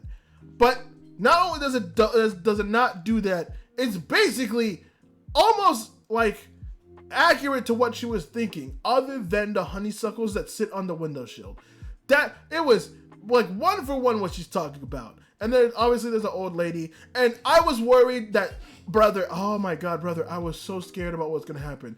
I thought it was gonna take a sad turn, like they were gonna find out that the parents were still alive and they just didn't want their child, or maybe things were too tough. There was two outcomes that I could accept. Either A, the parents passed away and shit just, it kind of just happens. Or two, the situation of we just can't give her the life that she needs, but then she comes back seeing that they're grown. Now, unfortunately, that didn't happen. If that did happen, I would have cried. But the old lady that currently does live there, who did know her parents, tells like her all about her parents and stuff like that, how they were very happy people. Even if they died young, they were all full of happiness. And that sounds like Anne's parents, honestly. That sounds very much like Anna's parents, like to a T. And she goes to see her old room and all that stuff. Obviously, there's no actual heirlooms from her past, but she at least like can get the idea. And before she leaves, she's given like a stack of letters that her mother and her father was into each other. Now this scared me because I figured this out recently, but one of my weaknesses is letters from the dead. Like those prepared letters that people write just in case, and then they open it after the person died, and it's just like, oh, they left them for you. Oh no. Oh, but like, that's not what happened. She just was able to get a glimpse into her parents' relationship together. And that was nice because it's like, okay, not only is the house that I grew up in exactly what I thought it was, but I got to see an actual part of my parents' lives, which is really, really nice. I was super happy about that. I was like, oh, that's sweet. And that welled me up a bit. Now, I will say, if they left her a letter, yeah, I would have cried. I would have been like, oh my God, that's I'm sad, and I'm gonna cry again all over because this is hurting me. But that didn't happen. I kind of wish it did. I'm not gonna lie, because that would have been happy tears. That would have been like just know I hope you're doing well, and if you ever find this letter, just know that I love you. And like, oh, they flash back to her writing it with the fever alongside her dad. Oh no! That would kill me. That would kill me. Oh, I broke the I broke the tracking. Oh, okay, we're back. But yeah, dude, in terms of like, if I had to give like a comeback king award for this season or maybe this year, it has to be Anna Shirley. I was not vibing with this show so early on. There was so much like, I wasn't even like, I wouldn't call it annoyance, but I definitely didn't like the show as much as I do now. But this show has slowly, very, very slowly, just brought me in to the point where I love the world, I love the people, I want to root for Anne, and I want the best for her. I love this so much. I'm glad I picked this up. I'm glad it was interesting. I'm glad that it eventually meet my expectation and is now at this point just blowing them out the water because I'm enjoying it so much. Anna Shirley's great. I hope more people pay attention to it. I know Anne was up there during the spring season for best girl on some couple of people's list, like online. But obviously with the summer season, you know, things are going to shift and new things are going to get more attention. So I understand how the community works in that sense. I just, you know, I hope people remember Anna Shirley. I really do, because this is a good wholesome show. I love it a lot. The next anime that we are going to be talking about in the spring section of all of this is To Be Hero X. Oh boy. Oh boy, oh boy, oh boy. Things are finally clicking. Things are finally connecting. What I have been wanting to happen. And I ended up watching this episode all the way towards the end. And I was actually shocked. Now, I will admit there's some things I feel like I should have connected at first. But now, everything is starting to connect. So, the Little Johnny episode, which I will say, and I'll see if I can find no comment and put it up here, or find the person who commented, just because there might be spoilers. Not about 10 spoilers. But this person was talking about how the Little Johnny episode was going to be the connecting piece to everything. And, you know, I've had my gripes with To Be Hero X. I've talked about how, like, it's been declining, and it's been, like, not declining in general, but just declining for me in terms of interest, in terms of, like, peak. Everything has still been good, but it's more of just like, okay, where are we going at this point? And you know what? That's my fault, gang. That's my fault. I still have my gripes, and I have my thoughts. But, you know what? My fault, gang. Because this episode, the second part for Little Johnny, was actually the type of episode that I needed. Because, oh, did everything just make sense. So, to kind of speedrun it, and also try to keep the points intact that I need to keep intact, episode starts where we left off, where Big Johnny is fighting Vortex. You know, they're going at it for the first couple of minutes of the episode. Vortex has to do something, but it does not affect Big Johnny. It does not affect Big Johnny.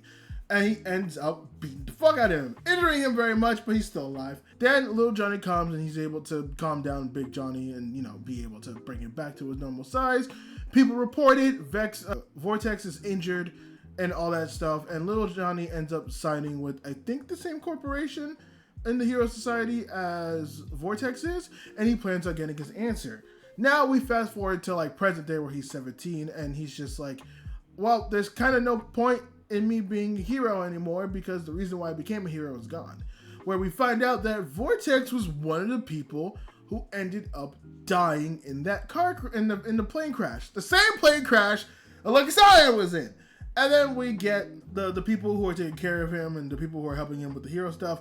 They end up assigning him to what we see is the recon mission in the ship with Nua and Shadowblade and I forget the bunny girl, the girl with the bunny girl suit, the dude with the bunny fighting suit, the girl with the bunny fighting suit. God damn it, I can't talk today. And from this point onward, we're basically just getting a very fast recap of everything that we've seen from the previous episode with Shadowblade, where he's talking about where we see the scene with him and Little Johnny in the car, where Shadowblade gets found out that he's the stalker, and it's all through, like, Little Johnny's perspective, which I will admit, at first I was like, okay, well, we don't need to go through this again, but it is funny. It is actually quite funny, and I enjoyed it a lot. But then things start very much connecting, and this is where I stopped. Where this is where that's how I'm like, oh, my bad, To Be Hero X. I didn't realize we were cooking with fire, because basically Queen's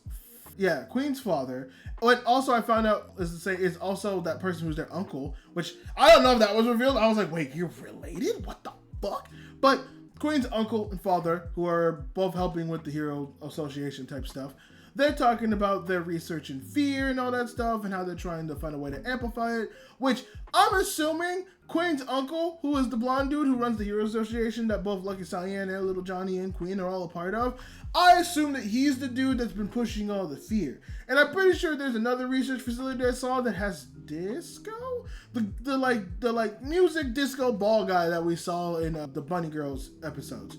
And so we find out that they've been researching fear quite a lot, and they probably have a big hand in, like, the stuff with the orphanage and the stuff happening around that's been with fear since, like, the Lucky Cyan episode. Like, everything that's having to do with fear is probably their doing and beyond. And it's from this point where things finally start connecting, because the queen comes up talking to them, being like, oh, hi uncle, you want to talk to me? And he's talking to her being like, oh, you guys should take a vacation, you seem tired, you're still recovering, so it's good for you to take a break. And it's like, oh, where should I take a break? And it's like, oh, you should take a break in the area near the facility, the place where the alien ship crashed. You know, the same place where Little Johnny and Nua Nua and Shadowblade and the Bunny Girl and the Bunny Girl's dad are all at. You know, that area, which is where we left off Queen's episode, where we saw her and Lucky Cyan. And also, now thinking back to that episode, that creature looks similar to how Big Johnny looked in the last 2 episodes when he got angry. Not only that, we also forget the fact that Big Johnny's also an alien. So there might be more of those things that's crawling around. So while it might not be Big Johnny itself, that creature that attacked Queen and Lucky Cyan are probably the same thing. And it's probably running amok. And actually, no, I said that the research thing was the because it switches to a facility where we see somebody that's in a tube. And I said that it was probably the Disco Man from the Bunny Girl episode. But I also forget that the Disco Man was also part of the Shadowblade episode, which is why all that fear gas is happening. Because it's all like being fueled. Because he's controlled by fear, which Shadowblade ends up dealing with. But then we also find out that it's also affecting Little Johnny. So yes, it is the disco guy. But then we go back and we see that the same area that the plane crash happened is also the same place that is probably where Little Johnny used to live, and with the cabin and all that stuff. And so something's happening, something's doing. This show has brought back my enjoyment very much so, because everything's starting to connect. The Lucky Cyan episode, we're putting her at the orphanage. That made so much sense. The Queen episode, with all the fear and her connections and all that stuff, that makes sense. The Little Johnny episode, the ones that I just watched, with him and his father and what his father was doing, all that makes sense. And then, like, the Bunny Girl episode, with her looking into fear and all that stuff, and her dad and the alien, that all makes sense. I get it now. I understand it now. I should have been patient. Now, I think there is still legitimate criticisms where it kept my attention enough, but I think that there are probably some issues where I was still questioning a lot and I'm not understanding. I feel like we could have gotten to this point quicker. I feel like we could have gotten to this point faster, but either way, like, it's fine. You know what? Like, it's like fair. I get it, but also, why? Like, we took so long to get here. But I will say that with all the connecting pieces, we have weaved so many different things together that it's satisfying to see every one of them slowly start to play out. I will say that. Was getting there kind of a slog? Yes, and unfortunately, it's gonna get some points docked off for it. But oh my God, seeing everything connect and the little reveals and the things that you just never saw before and never thought about before, with the seeds getting planted and all that and whatnot, it makes so much sense, and I love it. I love it. I'm back on loving Tubi Hero X and its connections, man. Oh, it's so good. I love it. Now, I will say, I am a tad bit disappointed on hearing about maybe stuff that happened, because in the same commenter that was telling me all about the other stuff, they hinted at the fact that the tournament might not be happening this season, which that would suck if that's the case. I'm not even asking for a big tournament, but at least the start of it. At least what I want is that you leave us at that tournament, because there's still 5 episodes. I assume whatever is happening is going to get resolved in the next 1 or 2, which is probably going to leave us with like 4 more episodes. I've more or less have given up on wanting to figure out what's going to happen with the Iso story and Ling Ling's story. Mostly Ling Ling's story, because I assume he's just gone. But I feel like Iso's still playing a very big part, especially since we've seen Iso's manager appear and talking with the doctor, so obviously he knows something. So I don't know. There's still a lot that can happen. Obviously there's still a lot that is there, but I think I'm more or less of just giving up. I'm focused on everything from Lucky Cyan onward, because those are the things that are currently paying off. So that's where I am. And I'm gonna be honest with you. It needs to keep the momentum. Like, next episode needs to be just all the episodes, all the people are connecting now, and so now we're just focusing on everybody. You need to give us where everybody is in this story right now. Nua Nua, Bunny Girl, Shadowblade, Little Johnny, Lucky Cyan, and Queen. We need to know where all of them are. Damn, I was able to run off the goddamn names like that. Fuck. Oh, damn, look at me go. I was expecting to do that, but I did. Fuck. Let's go. But we need to know where all of them are. We really do. We really need to know where all of them are because it's gonna help. It's gonna help a lot for, I think, in the future, or at least give us like some little taste of like, oh yeah, the threads are all weaving, and we're getting to the point where we're going to do it. Especially since we're almost to the end. We have like 5 more episodes to go. So please, a good payoff would be nice. A good payoff would be good. I would appreciate that very much. So if you could give me that, I'd be very happy. I'd be a very little happy bean. I'd be a very little happy bean if we can get there get there at a reasonable pace. Get there at a good story pace. Get there with some good story beats. And get there with some great character development. Give me that. And you know what? If you throw in a little bit of Ling, a little bit of the commenter, and a little bit of Isol in there, I'd be very much happy as well. And that's gonna do it for this week. Thank you guys so much for joining the Anime Cavalcade. I appreciate every single one of you. And let me know what you think of the Vtuber. If it's a cool little addition, if this is something that you want, if this is something that you don't want.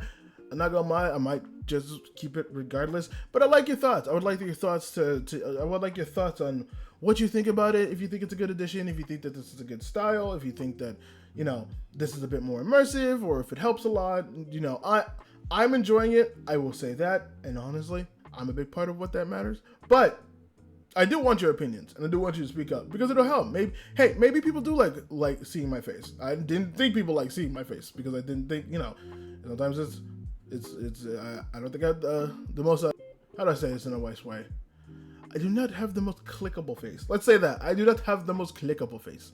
So let me know what you think of that. And let me know what you think of the anime this week, guys. Obviously, go ahead, subscribe to this channel, subscribe to the podcast channel, subscribe to the main channel where I do the actual anime reviews and I talk about one. Right now, I'm currently working on a bunch of reviews for Solo Leveling, reviews for Ruby Ice Queendom, that anime spin-off or sequel or thing, side quest, something like that. I'm working on a bunch. I'm working on an Apocalypse Hotel review. I'm working on a Takasori Hotel review. There's a lot of anime that came up with hotels, so I'm doing that. And there's also a clips channel if you guys want, if you guys don't want the whole thing here, but you want the bite-sized bits, there is a clips channel that I have created in order for that to happen. That you could just, you know, you could just follow one thing, and it's just like a 9 to 12-minute bits of basically this, of just basically this.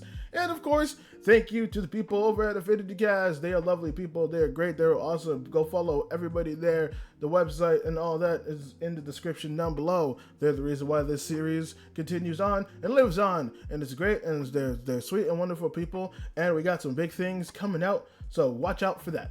Has been Music. Thank you for joining. And I will see you guys all in the next video. Bye bye.